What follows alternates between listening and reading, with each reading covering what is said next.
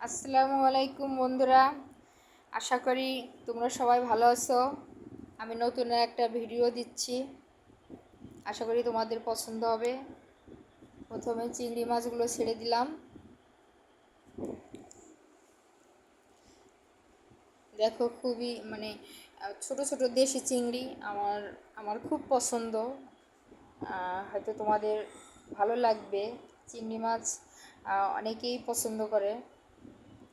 এখন চিংড়ি মাছগুলো আস্তে আস্তে আমি ভেজে নিচ্ছি। চিংড়ি মাছ যত ভাজা হবে তত স্বাদ হবে।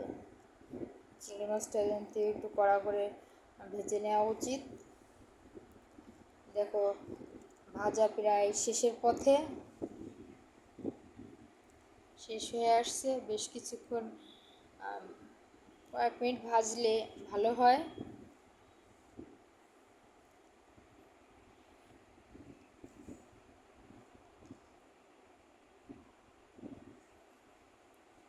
এটা হলো আমার মেয়ে নাড় দিচ্ছে চুরি করে।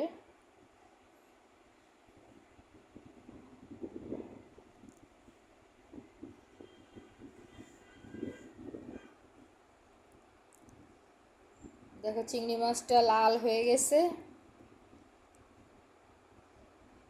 কারণ এটা হচ্ছে দেশি চিংড়ি, এজন্য লাল হয়ে গেছে।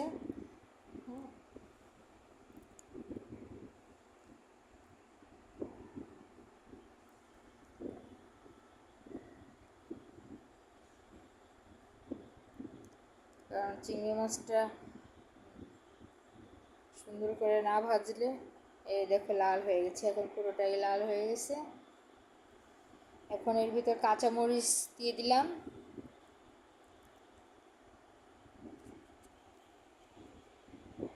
পেঁয়াজ, রসুন। রসুন খুবই কম দিছি, বড় রসুনের 4-5টা খোয়া দিচ্ছি।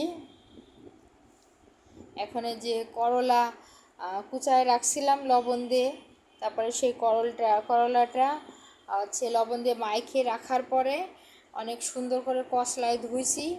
কষলায় ধুলে তিতো ভাবটা থাকে না। এখন ছোট একটা আলু রাখছিলাম কুচায়, সেটা দিয়ে দিলাম।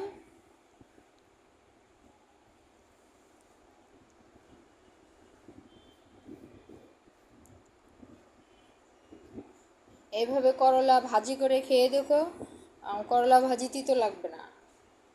অনেকেই পছন্দ করে করলা ভাজি, তার ভিতরে আমি চিংড়ি মাছ তো ভাজছি। এবার লবণ দিয়ে দিলাম, হলুদ,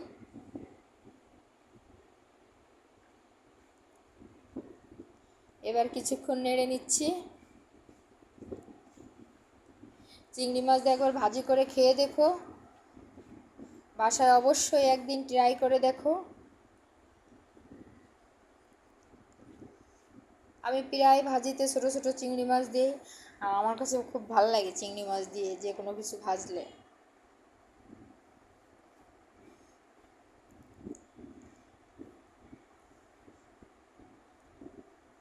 কিছুক্ষণ নাড়াচাড়ার পরে এটা ঢেকে দিতে হবে।